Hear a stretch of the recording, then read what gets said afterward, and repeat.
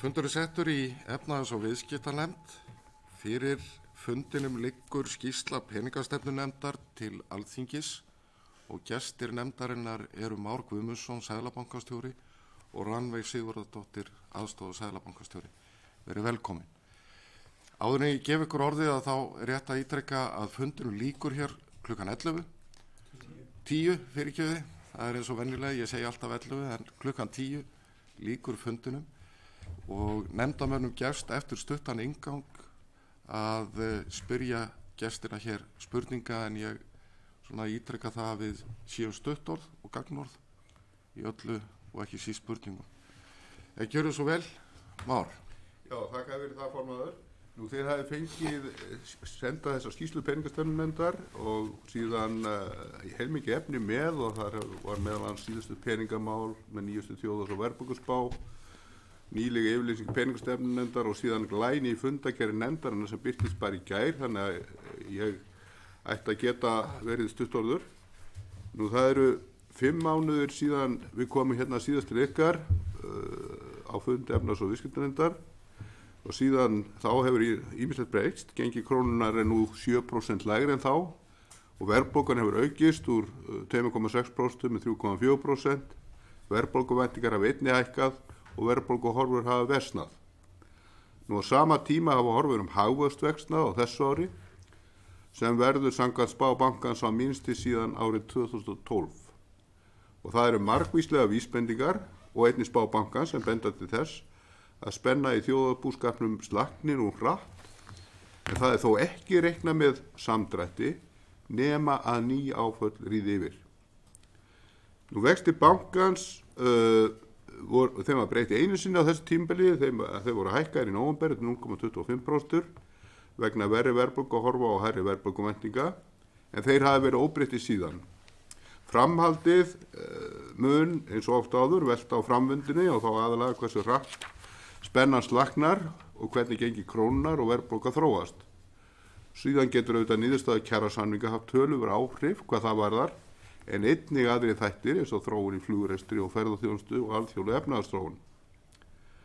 Nú, eins og sjá má á fundagerð peningastefnunefndar sem birtist í gær, þá ræddi nefndin á síðasta fundi sínum hvort forsendur var að skapast til að lækka frekar eða færa niður í 0, bindi hlutfallina sérstöku bindiskyldu á fjármagnsinnstreymi, oft kallað fjárstreymistæki, og voru nefndamenn sammála að aðstæður væri til að taka næsta skref til að draga úr bindingunni.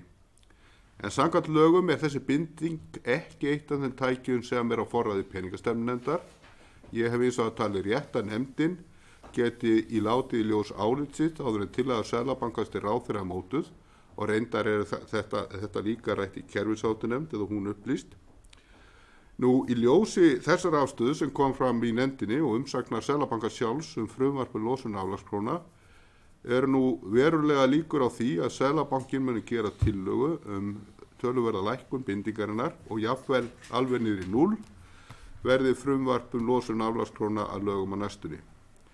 Ég bara segja að lokum að þetta er mitt síðasta skipti á þessum vettvangi að gera grein fyrir skýrslu peningastefnunefndar sem seðlabankastjóri og formaður, því að næst þið vantilega að hitta nefndina næsta haust og þá er ég ekki lengur í þessum stóli, hætti 18. ágúst.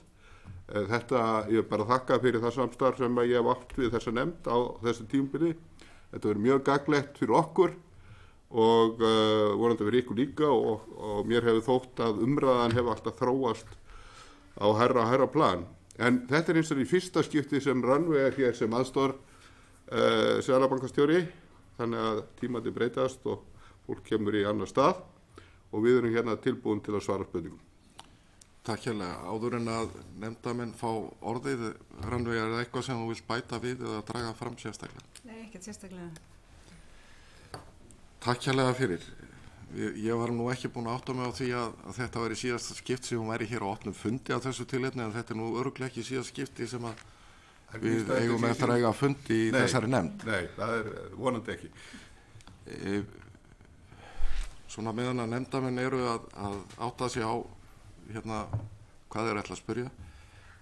Ef þið farið aðeins yfir þá óvissu þætti sem að eru núna, og þá ég fyrst og fremst við kjarasamningana. Bankinn spáir 1,8% hagvexti sem þýðir í raun að hagvöxtur á mann að draga saman. Efnahagslífið, verg landsframleiðsla per mann, sem gefur til kynna að svigrúm til launahækkana lítið sem ekkert. Tekur Seðlabankinn undir þetta? Já, ég kannski byrja og bætir Rannveig aðeins við. Við höfum alltaf leitið þannig á að það sé ákveðin langtíma sambandi staðar varðandi svigrúmi til launahækkana og sem samrýmast verðbólgumarkmiðinu og til lengdar aðstaða framleiðni þróun og bara verðbólgumarkmiðinu sjálfu. En síðan frá einum tímum til annars getur náttúrulega verið sveiflur í kringum þetta og þær getur verið töluvert miklar og langvarandi, eins og við erum nýkomin í gegnum skeið þar sem viðskiptakjörin voru að batna verulega, þar sem að líka jafnvægis raungengi krónuna var þrýstastu vegna vaxtar túrismans og svo framvegis, og þá var eins og bara komið ljós svigrúm til meiri launahækkana án þess að verðbólgumarkmiðið væri sett í hættu heldur en þessi almenna regla sig til upp. Núna þetta auglýslega í hina áttina. Nú hversu mikið, það þarf náttúrulega að taka líka viðskiptakjörin inn í þetta, þannig að það gerir það ekki, í rauninni alltaf bara verkefni aðra vinnumarkaðurinn sem þetta og hvernig þeir vilja líka taka framtíðin inn í þetta allt saman. Ég myndi segja, já, svigrúmið er miklu minna heldur en hefur verið og minna heldur en þessi almenna regla segir til allavega í augnablikinu. Kannski, já, ég tek undir þetta, en kannski ágætt að benda á það líka að það náttúrulega í umræðu breytingar á vinnutíma sem gætu opnað á mikla meiri framleiðniaukningu en ella, þannig að það eitthvað sem gæti gefið meira svigrúm. Takk kærlega, Bryndís Haraldsdóttir. Já, takk kærlega fyrir þetta. Mér langar nú að byrja á að hrósa fyrir svona meiri upplýsingar og gegnsæi sem nú kannski svona í anda þeirra stefnu sem hefur verið sett. Hrósa sérstaklega fyrir vídeó inn á heimasíðu Seðlabankans þar sem hefur verið að fara yfir þetta svona í stuttu máli og hvetja ykkur kannski ennþá áfram í þeim efnum. Í þessu ágæta vídeói þar einmitt talað þessi áföll og mikilvægi þess að ekki verði af slíkum áföllum og við þurfum svona öll að vera í sama bátnum, þannig að Már, þú sagðir áðan að það er ekki búist við samdrætti ef ekki verða ný áföll. Viltu fara eitthvað frekar yfir það, hvað áttu við með áföll? Eru verkföll áföll? Já, þau geta verið það og áföll geta náttúrulega verið tvenns konar. Þau geta komið utanfrá, einhver sem við ráðum ekki við, einhver mikil hækkun á olíuverði eða einhver fjármálakreppa alþjóðlega. Það getur náttúrulega líka komið búhnykki það stundum. Svo geta þau komið innan úr, einhver gerist í náttúrunni eða eitthvað þvílíkt og síðan getur þetta komið úr þjóðfélaginu, innri áföll og verkföll gætu þetta verið það vegna þess að það sem myndi gerast í því tilfelli eða það er einhver langkvæmda mikið þá við erum eins og öllum ætti að vera ljóst komin á þann stað núna þar sem að raunlaun og raungengi hátt í sögulegu samhengi og það var töluverður svigrúm í fyrirtækinu og nú hefur saxast mikið á það og allt sem gerist til þess að veikja þau enn frekar gera þau enn verð í stakk búin til þess að standa undir launahækkanum eða koma síðan mikla launahækkanir umfram svigrúm ofan á það og allt það vel meint til þess að bæta lífskjörin en það gæti orðið til þess að lífskjör sumra þeirra sem á að vera að bæta þau versni bara verulega því að atvinna hverfur og það er það sem ég tala um en það er mikilvægt að undirstrika ég tók þetta sem dæmi, það geta orðið önnur áfall það getur auðvitað ennþá gert einhvers hér í flugrekstri hann er á alþjóðlega og þessu svæði okkar hann er tæpur og samkeppni mikil og við getum ekkert útilokað það geta gert hlutir eins og til dæmis hvernig mun Brexit verða og hvaða áhrif hefur það og okkur fer eftir formið þess. Ýmislegt svona getur líka gerst. Ég var nú að túlka mig, en viltu kannski gera það betur? Ég held að þú setja sig allt sem ég sé venjulega að segja á fundum. Ég veit. Takk hérlega, Logi Einarsson. Já, takk fyrir þetta. Ég meina, þetta er ekkert óvænt, þá svona hugsun okkar töluvert hjá almenningi. Því oft finnst manni nú hann vera berskjaldari heldur en fólk í öðrum löndum og í meiri hauga sjóstundum svona í efnahagslífinu. Þú talaðir hérna áðan að raungengi væri hátt í sögulegu samhengi. Í skýrslunni samt sagt að nafnvaxtamunur gagnvart helstu í viðskiptalöndum hafi minnkað, allavega svona frem í nóvember og raunvaxtamunur minnkað áfram.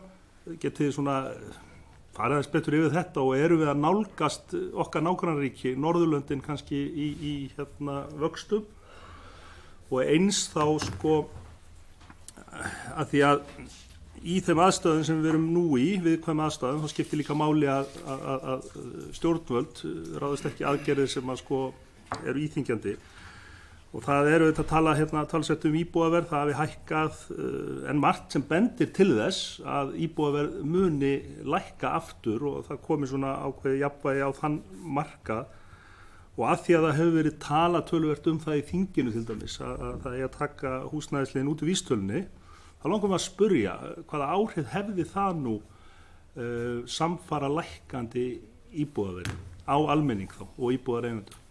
Þú ekki, Gjörðu svo vel. Já, ég taka þetta. það byrjaði. Það er náttúrulega, hvað var það vextin á umheimi, þá hefur náttúrulega dregið saman eftir því sem að kannski aðalega þeir að vera að hækka í umheiminum og til dæmis þegar að fjárstæmistæki var tekið í notkun í júní 2016 þá voru vextur 5,5%, þeir eru komin vaxtamunur 5,5%, þannig komin niður í tæp 4% núna, þannig að það er kannski svona sem merkjum það. Sko, ég svona ekkert í kortónum beinleins kannski að íbúðaverð sé að lækka, það er eftir gæti hægt, það er aðeins að pikka upp núna síðustu mánuði kannski,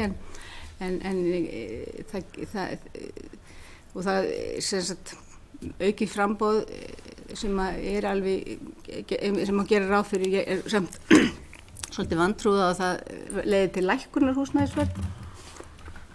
En varðandi sko húsnæðisliðin og vísitölu neysluðs og verðbólgumarkmiði þá höfum við náttúrulega lagt áherslu á það að það sé nauðsynlegt að hafa verðbólgumarkmiði að það sé miða sem best við neyslukörfu almennings og húsnæðisverð er jú 15 af neyslukörfunni og þetta hefur aftur á móti, við vitum það líka að þegar eins og eftir hrun þegar gengið veiktist og verðbólgan, innflutta verðbólgan jókst en húsnæðisverð hæða húsnæðishækkunum þá hefðir vextir þurft að vera hærri ef við hefðum verið blind að miða við vísitölu neysluverðs án húsnæðis, þannig að þetta er alltaf spurningin sko með eða án og síðan bara vitum við það líka að húsnæðisverð er ágætis svona vísbending hvað er að fara að gerast í hagkerfinu svona fyrirboði spennu að spenna sé að byggjast upp þannig að það eru rök fyrir því að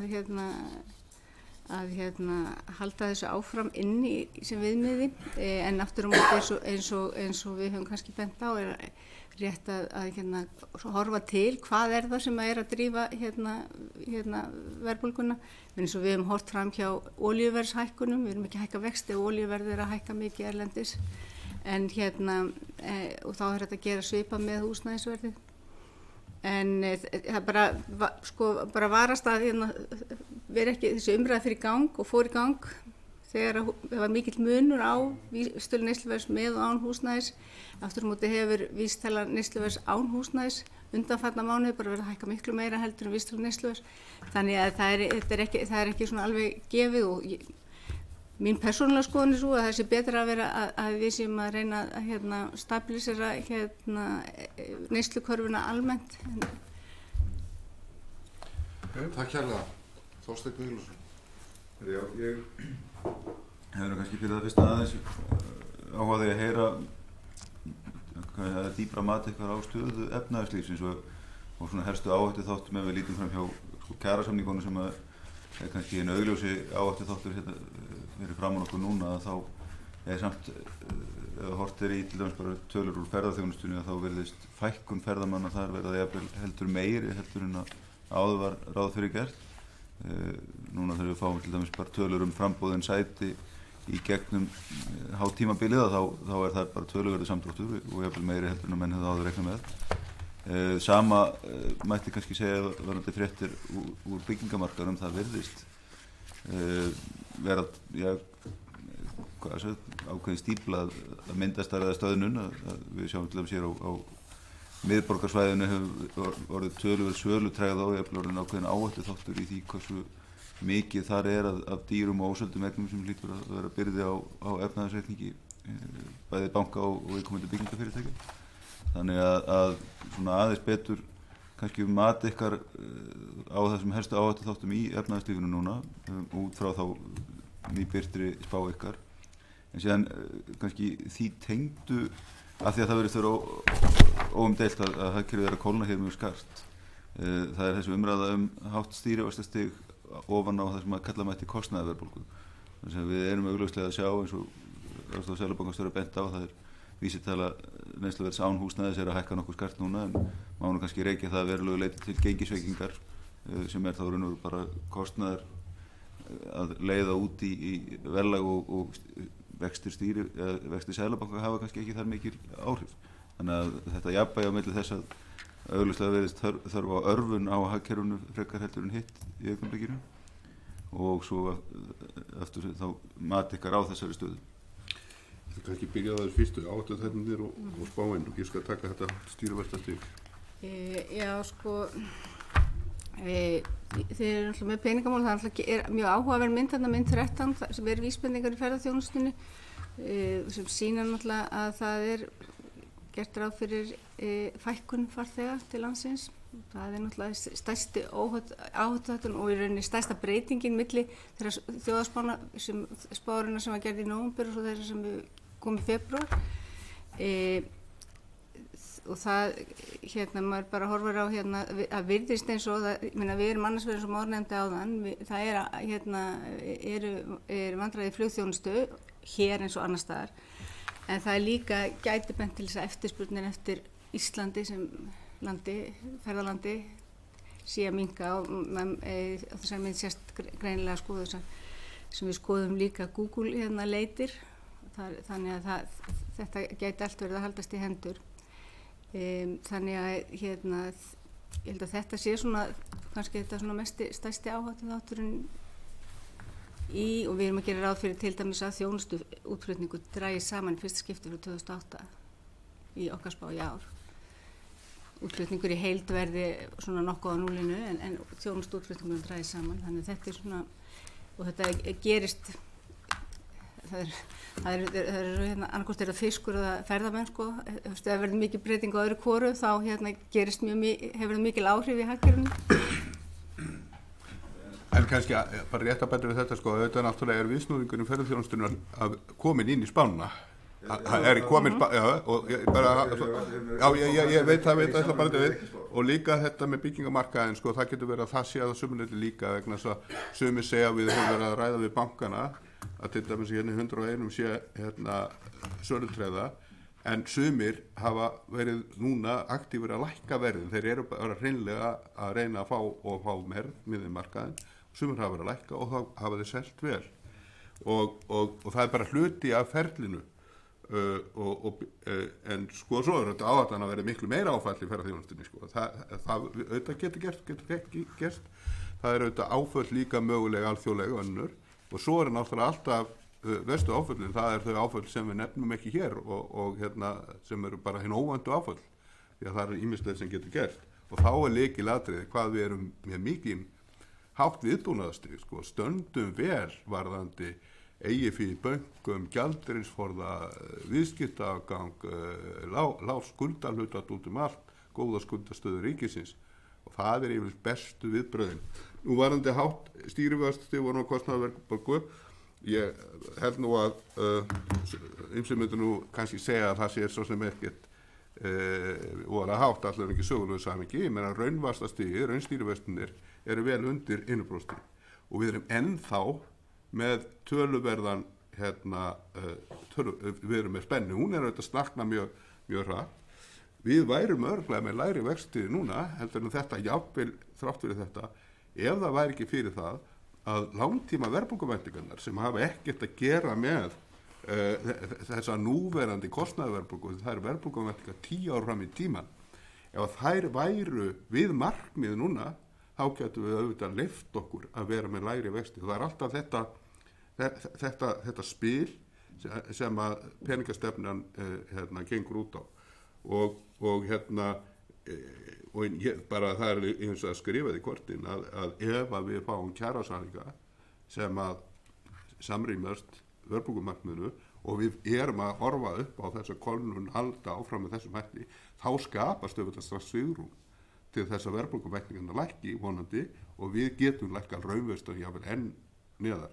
En í sögulegu samhengi eru raunvextir í Íslandi í sögulegu lágmarki. Ólafur Þór Gunnarsson. Já, takk fyrir þessar upplýsingar sem þið sendt okkur. Þær eru afar gagnlegar. Ég tek undir með Bryndísi Haraldsdóttur hvað það varðar að það er afar gagnlegt fyrir okkur að fá alla þessa grafík.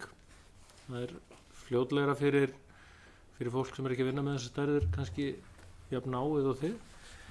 Mér langar að spyrja svolítið kannski það er svona svona aðalega 2 atriði. Í fyrsta lagi fá svona eitthvað mat á því hverja væntingar ykkar eru til þess ef að þið losið bindiskylduna af innstreymi, fjármagnsinnstreymi, hvaða væntingar þið hafið til þess að hvaða áhrif það muni hafa á gengið og hvort að það í sjálfu sér myndi breyta svona heildarmyndinni miðað við spána sem að kemur fram í ykkur gögnum.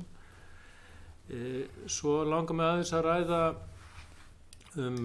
heyri ykkur aðeins ræða aðeins meira kjarasamningana og annars vegar þá hversu stór faktor eða stór þáttur í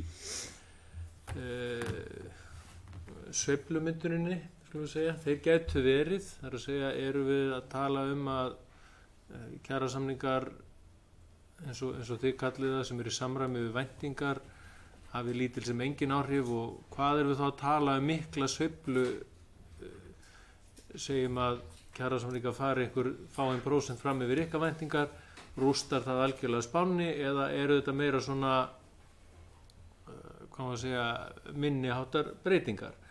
Og svo að lokum kannski þær skattkerfisbreytingar sem að núna eru fyrirsjáanlegar eða mögulega fyrirsjáanlegar skulle segja. Hvaða áhrif ef einhver hafa þær eða geta þær haft á spána fyrir næsta ár? Já, þannig ég tek ekki fyrst spurninguna og Rannveig tekur tvær. Sko varðandi losun á bindiskyldunni og jafnvel að setja hana alveg í 0 að þá má ekki gleyma því að við erum að tengja þetta skref núna líka við losun aflandskrónuna. Við höfum líka sagt áður að við munum ekki láta þá losun hafa áhrif á gengi krónunar til lækkunar vegna þess að þetta er fortíðarvandamál sem hefur ekkert að gera með undirliggjandi efnahagsaðstæður eins og það er í dag. Og líka náttúrulega vegna þess að það er okkar mat að ef gengið einhvað núna undir jafnvægi, þetta var kannski annað ef þetta við teldum þetta að vera hinum veginn og svo er það bara líka það að við höfum heilmikið forða og það er ekkert að því að losa einhvað á honum. Og þar að leiðandi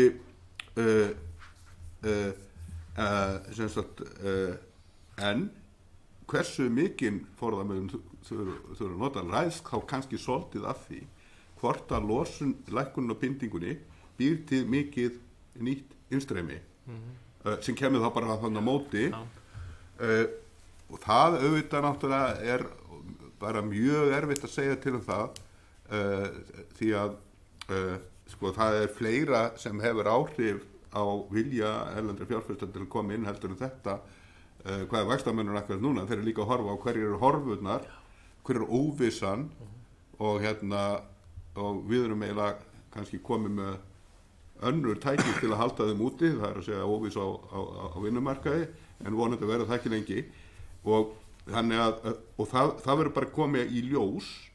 Við teljum núna að sko innstreymið, nettóinnstreymið, það er neikvætt.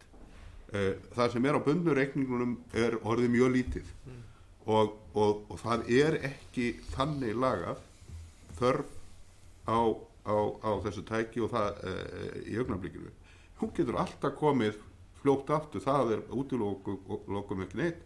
Þetta bara tæki sem að nota til aðstæðastæðum. Við viljum ef þetta náttúrulega ekki að gengi krónuna fara. Það má hækka eitthvað sko sem út af þessu en það fari ekki að hækka upp úr öllu valdi út af einhverju spekulatífu innflæði og skapa misvægi í þjóðarbúinu þessuna. Auðvitað getum við náttúrulega komið á móti einhverju vaxtastiginu en þetta bara einhvað sem verður stýrt bara, það geta að segja til það fyrirfram. Þetta stjórntæki, þetta stilliskúr. Já, hvað verða kjarasamningana og hvort að nokkra prósentur umfram, ég ætla nú bara að svara þessu svona mjög almennt, sko, við horfum náttúrulega bara á launakostnað á framleita einingu þegar við erum það sem skiptir máli fyrir verðbólguþróun og spána hjá okkur. Þannig að þeim meira sem að laun hækka umfram það sem til lengda gengur upp, þeim mun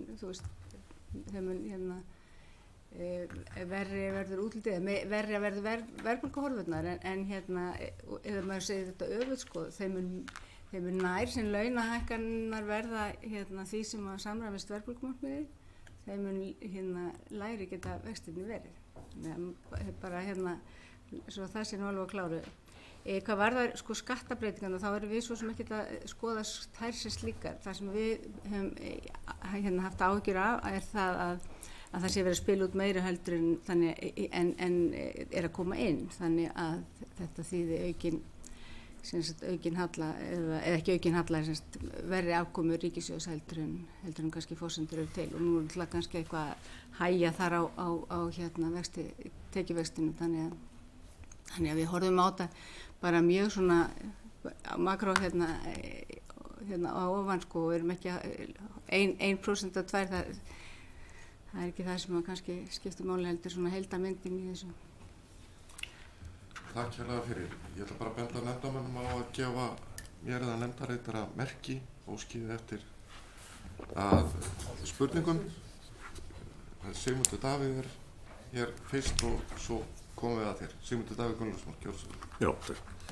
Mér langar að biðja þig, Seðlabankastjóri, að fara aðeins betur yfir sambandið eða samspilið milli þessa frumvarps losun aflandskróna og svo þeirra aðgerða sem þú boðaðir í tengslum við það í inngangsorðum.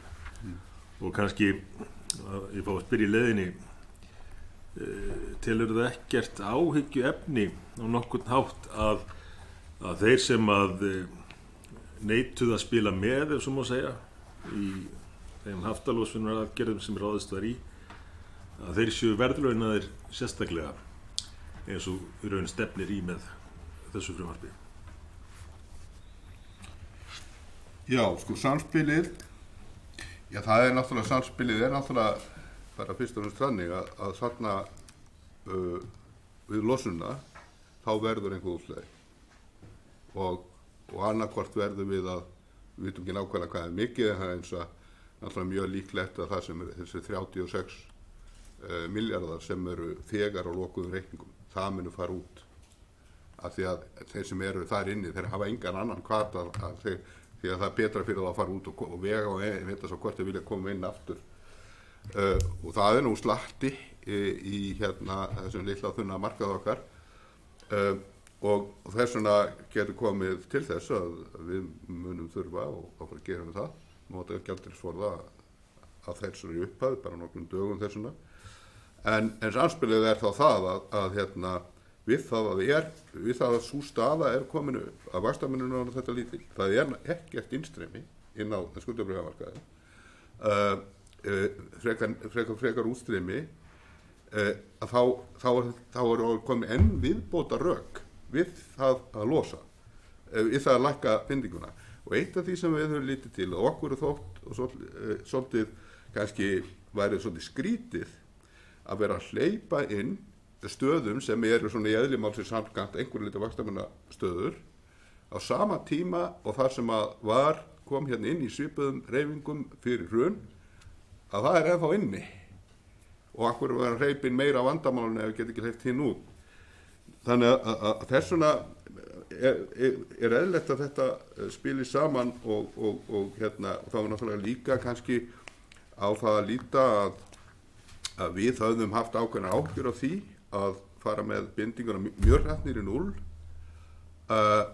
Sko ef þetta hefði ekki komið til vegna þess að það var vísbendingunum að það væri erlendir aðilar sem að hugsanlega væru viljugur að koma hingað inn en myndi aldrei gera það svo lengi sem bindingin var útfærð með þeim hætti sem hún er núna en verður breytt með þessu frumvarpi vegna þess að þeim hættu sem hún er útfærð núna er sá að ef einhver ætlaðar út innan áskluggans þá eru hans fjármunir áfram bundnir og það er bara í fjárfestingastefnum þeirra allan sem eru minna áhættusæknir að þeir fari ekki inn í svoleiðis. En með breytingunum sem nú hefur leggja til að þá geta þeir selt á stöðu eða losnað út en það er alltaf tekið af þeim vaxtamunurinn, efnahagslegu áhrifin, hvatinn til að koma inn, honum er ekki breytt. Og við höfum þá ágjörð á því að við færum alltaf inn í 0 að þá gæti komið holskefla að því að þá allir kæmu aðilar sem áttu bara ekki komið inn, hefði ekki komið inn, jáfnvel þá verðum 0,5% bindingu eða 0,25, en leið að vera 0. En núna við að hafa þessar aflandskrónur losun á sama tíma, þá er það minna vandamál og þess vegna tengist þetta saman. Nú hvort ég hafi ágjörð því að þeir sem neituðu að spila með 2016 sé að vera að verðlauna þá.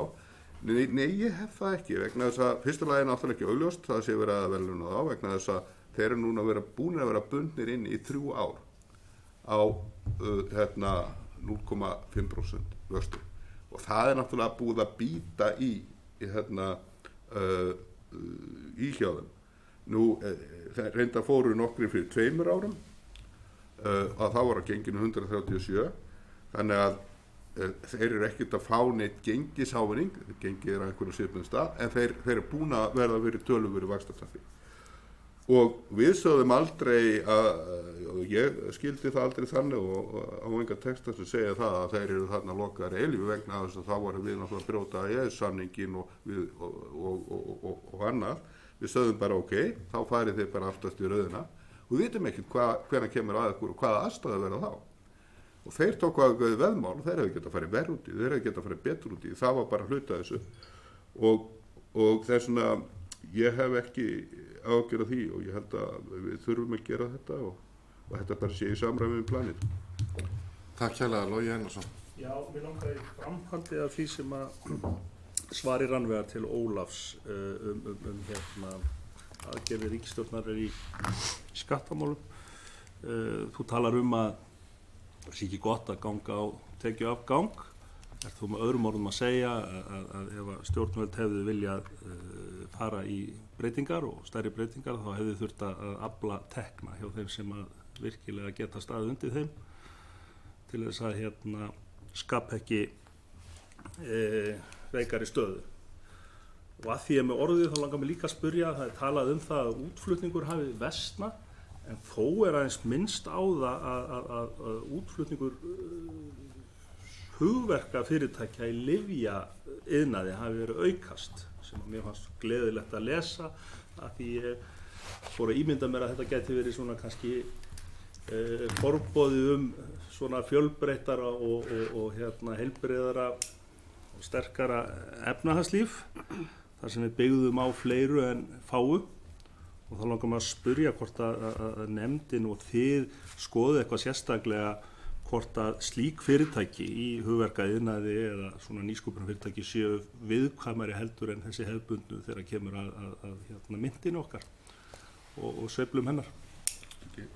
Ég bara svari við því hvort það þurfa að afla teknilega standundi, það svona öllu öðru óbreyttu þá teljum við að það sé æskilegt að það þurfi að taka inn þá tekjur ef það farið í eitthvað meira heldur en svigrúmið það svigrúm sem er til staðar. Nú varðandi hugbúnaðar útflutning og lyfjaiðnaðinn, þetta náttúrulega, minni nú að það hafi verið einn ársfjórðungur þar sem að hrúaðist inn einhverjar tekjur. Við skoðum þetta svo sem ekkert sérstaklega nema þegar gerist, við sjáum í tölunum eitthvað sem heitir annar útflutningur og hann stundum svolítið upp og niður og þá reynum við að grennslast fyrir hvað nákvæmlega þetta og nefnum það ef það er einhver svona skýring sko. En hvort að hugbúnaðar útflutningu lyfja fyrirtækja sé eitthvað meira viðkomið fyrir myndin en annað, það er ég ekki svar við. Takk kærlega. Bryndís Haraldsdóttir. Já, nýlega afgreiddi þingið samgönguáætlun sem er í fullu samræmi við fjármálaáætlun ríkisstjórnarinnar en í nefndaráliti með samgönguáætlun er samgönguráðherra í rauninni líka falið að gera breytingu þar á og þar er verið að tala að nýta sér þann slaka sem er að myndast til að fara í mun hraðari framkvæmdir þá öfluga innviða uppbyggingu. Það er auðvitað í þeirri tillögur þá líka lagt til að það sé aflað fjár með þá lántöku og svo kallu veggjaldi til að greiða það niður. Hafið þið skoðað þennan þátt eitthvað hvaða áhrif það kynni að hafa á þessar væntingar okkar? Ég vil ekki skoða neitt sérstaklega, Nei, en það bara... Nei, ég meina þetta er bara eitt af því sem við skoðum þegar við í næstu spágerð, hvaða áhrif þetta hafi. Að öðru leyti hefur við ekki skoðað það neitt sérstaklega. Það að fara í öfluga opinbera framkvæmdir eða auka við opinbera framkvæmdir á þessum tímapunkti í því efnahagsástandi sem við erum núna, er það eitthvað sem að við myndum mæla með? Sko, það kannski, þó að það sé að hægja á, þá er náttúrulega mjög langt í að þá erum við ekki að tala um samdrátt eða mikinn slaka, sko.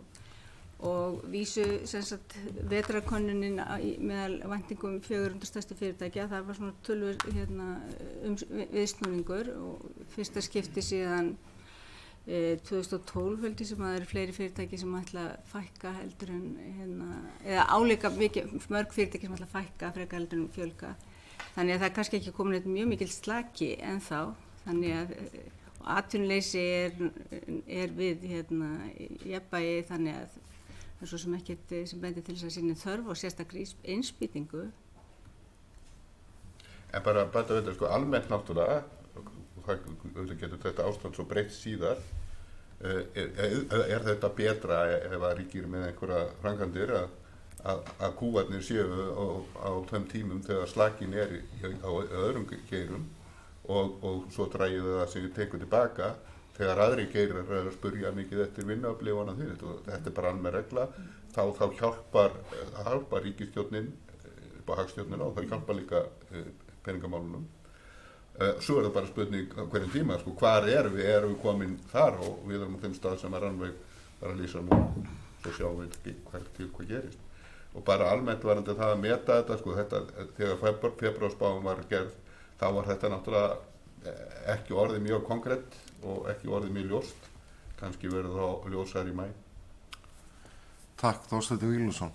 Já, mér langaði aðeins bara að spyrja ykkur út í mat ykkur á jafnvægisraunginginu. Bankinn hefur hellast að því að þessi veiking sem orðið hefur séð of á sama tíma virðist eins og ferðaþjónustan á þeirri skoðun að gengi sé ennþá of sterkt og raunar afkomutölur ferðaþjónustuna virðast nú taka undir það. Greinin virðist verið umtalsverðum taprekstri á þessu gengisstigi sem við erum á og við erum líka að sjá að þeir virðist verið leka af hugbúnaðar og svona tæknifyrirtækjum út úr landinu vegna óhagstæðra rekstrarskilyrða hérna heima fyrir. Þannig að bara aðeins ykkar skoðun á því hvar erum við stödd í jafnvægisraunginginu og hvort er það miðað við þá á grundvelli verðlagsæðra launa? Já, sko, við erum náttúrulega að meta það bæði, sko, og lokum þetta spurningum bara hvar nafngengið annars vegar og hvar jafnvægis nafngengið hins vegar sko. Og þetta náttúrulega þetta byggist náttúrulega á heilstæðu mati á þjóðarbúinu í heild, ekki einstöku greinum að það verður að horfa á sko hvernig ertu með viðskiptaafgang eða ekki og heldur hann áfram og hann hefur bara haldist miklu betur inni og sterkar heldur en var átti von á. Það hefur áhrif á þetta mat. Þetta náttúrulega spurningin og ferðaþjónustan kemur auðvitað inn í það og þó að sé að hægja þá er hún ennþá mjög stór og aflar af reikilega gjaldeyristekna.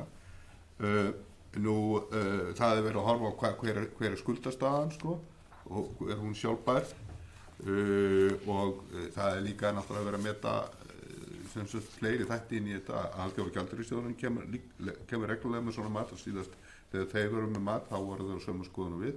Þetta gertu hverja meiri háttar spágerð var í nóvember og síðan var aftur meiri háttar spágerð í maí og þá voru lagt á þetta nýtt mat og þó að það sé leki úr einstakar greinum þá var þetta þannig að samkeppninu vinnuaflið og kostnaðarstigið það hefur mismunandi áhrif á mismunandi greinar og mismunandi greinar hafa mismunandi möguleika til þess að bregðast við því til þess að færa starfsemi úr landi og það allt í lagi að stundu sé starfsemi farið úr landi. Það er hluti af jafnvægismekanismunum sem að gera okkur kleift að ná jafnvægi í þjóðarbúinu þó að hlutfallslega verð sé að breytast og innflutningur og vinnuafli auðvitað það sem gerir tína megin.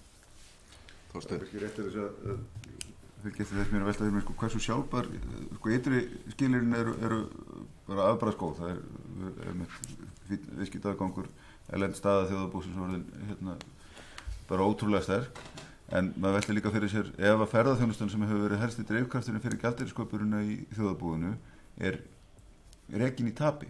Hversu sjálfbar þá viðskiptajöfnuðurinn til lengdar? Hún getur ekki staðið undir þessum taprekstri endalaust endanum verður eitthvað að gefa eftir.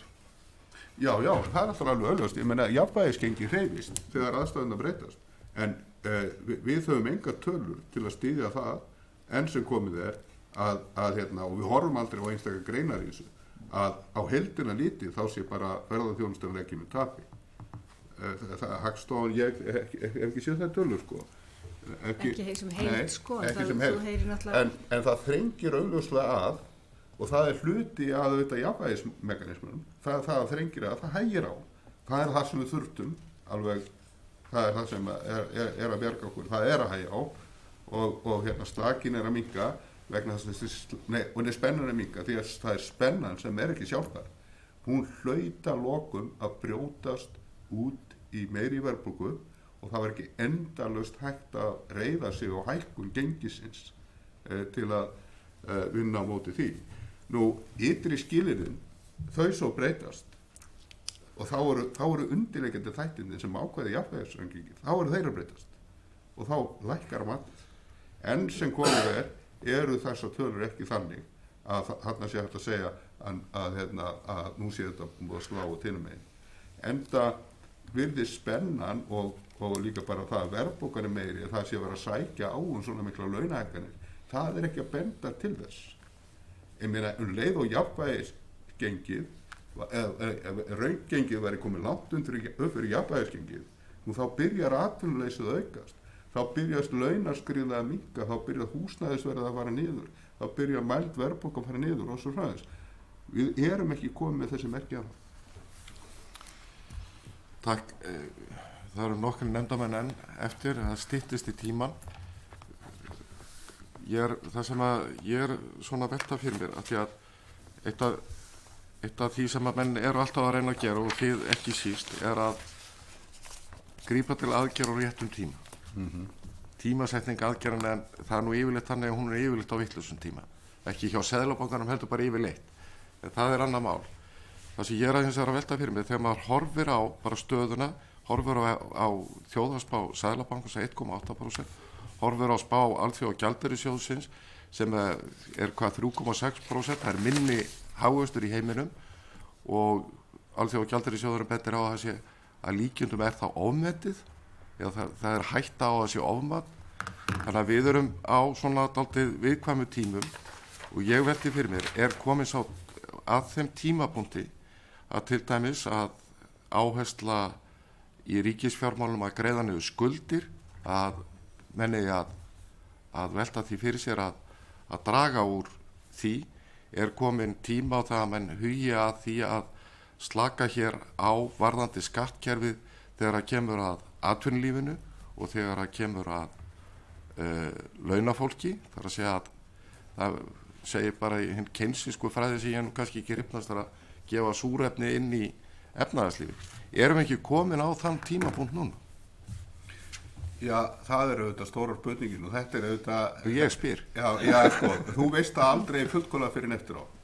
Og hérna, við höfum mörg dæmi það sem að verið rætt og nú er það komin þessi tímapunktur og það gerir það í og þá var ekki bara þessi tímapunktur komin og svo höfum við mörg dæmi það þess að fólk taldi að þessi tímapunktur var ekki komin en hann var komin. Og hérna, og ég held til dæmis svolítið peningamálinn þá er þetta auðveldara vegna þess að það eru 8 fundir á ári og ef við erum komin aðeins og eftir þá getur gefið í á næsta fundi og það er alltaf hægt að auka fundi en það er ekki hægt að breyta fjárlögum sko bara frá degi til dags þannig að ríkisfjármálin er alltaf miklu þyngri skriður í þessu enn sem komið er ekkert í tölunum sem segir að við séum komið hana en auðvitað ef það er þannig að þetta kólnar mjög hratt og þá getur þessi tímapunktur farið að færast miklu nær og miklu hraðar þannig að við verðum bara að bíða og sjá hvað er rétt í því. Þetta er listin í hagstjórninni sko. Takk. Það eru 3 nefndamenn eftir Brynjar Níelsson og það eru 10 mínútur eftir. Já, ég skal bara vera svolítið stuttorður og nú er hérna farið yfir nokkra staðreyndir sem eru auðvitað margir svona bara hafna í daglegur umræðu. Við erum hérna með raunvexti í sögulegu hámarki með neita því, það sé bara vitleysa lágmarki.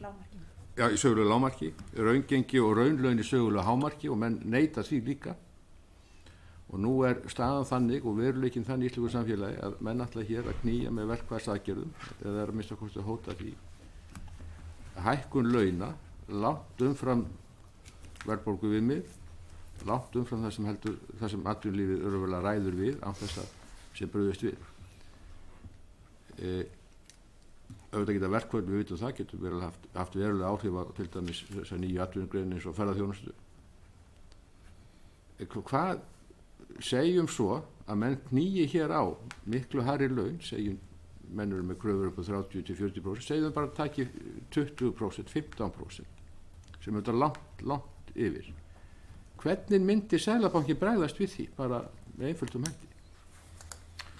Já, þegar stórt er spurt sko auðvitað er það þannig að við tökum alltaf heildarmyndina þetta verður mikilvægur hluti heildarmyndinu og það segir hérna við erum komið svona einhverja myndir þetta er hluta því að framtíðin þau eru bara að horfa á eina glæru þá veit alveg allt hvað er að hugsa og síðasta glærina er peningastefnan en þarf að vega saman áhrif hægari hagvöxtar og meiri verðbólgu og hérna við vorum að tala um það hérna að það gæti verið að skapast aðstæður að það væri nauðsynlegt að gefa einhver innspýtingu bæði í peningamálum og ríkisfjármálum. En ef þetta gerist, þá tekur það allt svigrúmið í burtu. Og þetta rís verðbólguna upp og þá kemur verðbólguvæntingarnar að fara upp og nú spurning hvað gengi gerir hvort það fyrir niður. Við erum bara komin á nýjan stað og það mun taka okkur 12 tíma að komast á þennan stað sem verður núna aftur. Það tók, við vorum að berjast í því frá 2012 fram til svona 2016 að 17 að ná verðbólguvæntingunum í markið til langstíma. Og sögulega séð, það er þjóðir sem að þurft að gera þetta, bara eins og bara Paul Volcker í Bandaríkjunum 1982. Þetta verður alltaf að vera gert með blóðsvit og tárum, oftast nær. En þarna tókst það án þess. En þá stöndum við frammi fyrir því að við þurfum að gera þetta með blóðsvit og tárum. Og það mun þýða það að umsvifin í íslenska hagkerfi verða minni, verðbólgan verður meiri og hagstjórnin verður miklu flóknari og atvinnuleysi meira. Og hérna, ég held, trúi því nú að hérna, það sé auðvitað enginn sem fylgir þetta og þetta er spurningin vendingarstjórnun og tap í kjarasamningum, en ef þetta yrði svona þá er þetta Viltu bæta við þessa hryggðarmynd? Nei, bara áttum við vasaklút. Orðið þess að tryggðar mynd. Ég held það, auðvitað myndum komast út úr þessa lokum, en þetta er allt miklu eftir hörmungar. Takk hérlega, Álfheiður Einarsdóttir. Já, kannski þessi tengt. Við tölum að það væri að slakna verulega á spennunni, en ef við gefum okkur að það verði hér bara verulegur samdráttur og jafnvel áföll. Hér logar allt í verkföllum, það yrði aukið atvinnuleysi, flugið myndi klikka, ferðaþjónustan myndi dragast verulega saman, þjónustu útflutningur myndi minnka enn frekar og þá jafnvel vöru útflutningur líka. Við finnum ekki neina loðnu til dæmis. Og þetta náttúrulega hefur allt saman áhrif bæði á gengi, verðbólgu og hagvöxt og ég veit að þið hafi kannski takmörku tól og tæki og bjargið seint heiminum öllum, en mér langaði að vita hvort þið væru með þá tilbúna aðgerða áætlun ef til þessa kæmi og þá í hverju hún fælist. Já, og ég veit kannski aðeins að byrja á.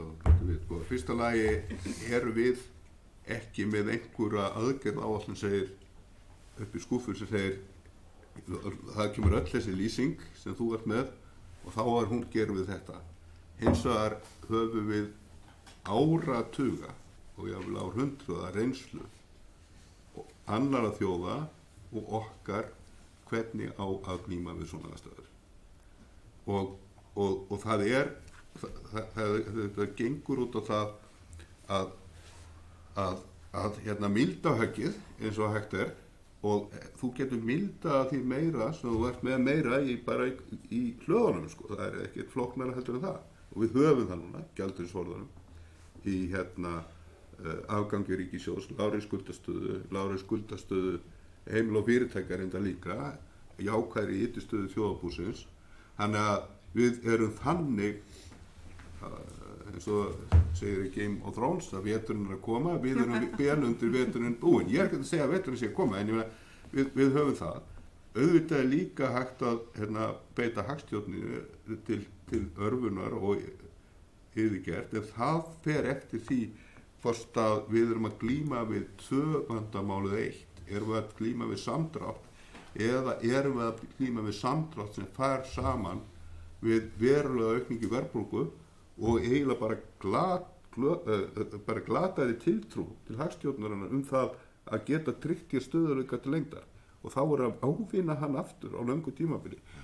Það er líka sagan með fullt af tólum hvernig á að gera það. Þannig að í rauninni, aðgerðaáætlunin er þá þessi. Ég veit ekki hvort að bæta við það. Nei.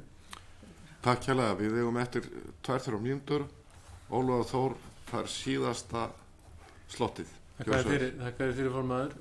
Mér langar aðeins að biðja ykkur að ræða frekar Brexit og þau áhrif sem það gæti haft og mér langar kannski aðalega að vita, er bankin eða nefndin að skoða mismunandi sviðsmyndir í því eftir hvernig niðurstaðan úr því verður og eru þið með einhverjar svona upplýsingar það hvernig mismunandi niðurstöðu Brexit, þar að segja hard Brexit, samningsbrexit eða ekkert Brexit, hvort að þið eru eitthvað að skoða það eða skiptir það kannski ekkit öllu máli fyrir hagspánu okkar? Jú, við höfum reynda verið að skoða þetta með margvíslegum hætti, ekki svona alveg nákvæmlega niður í einhverjar þjóðhagslegar sviðsmyndir og mismunandi og það getur verið svona vel verið að gera það líka en á sínu tíma þegar Brexit þjóðaratkvæðagreiðsla var þá gaf Seðlabankinn út ákveðið mat á hver geti orðið áhrifin á Ísland og það mat svona í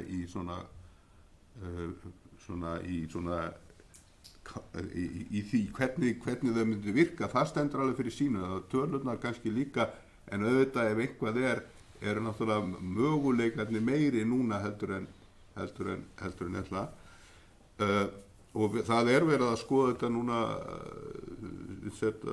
vinnuhópur í sem bankanum sem við ætlum að bara kortleggja þetta hluti aftur.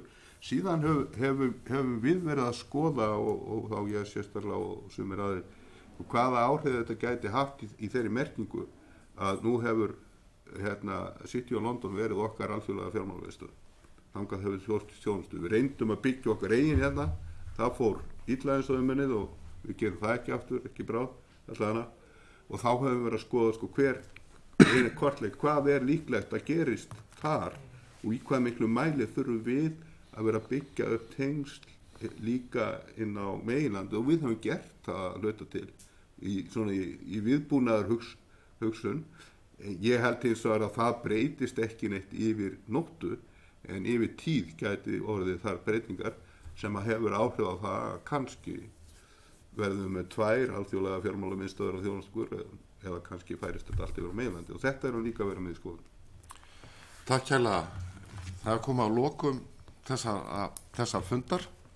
Már Guðmundsson, Seðlabankastjóri, Rannveig Sigurðardóttir, aðstoðarseðlabankastjóri. Ég þakka kærlega fyrir komuna en fundi efnahags- og viðskiptanefndar skýrslu peningastefnunefndar slítið.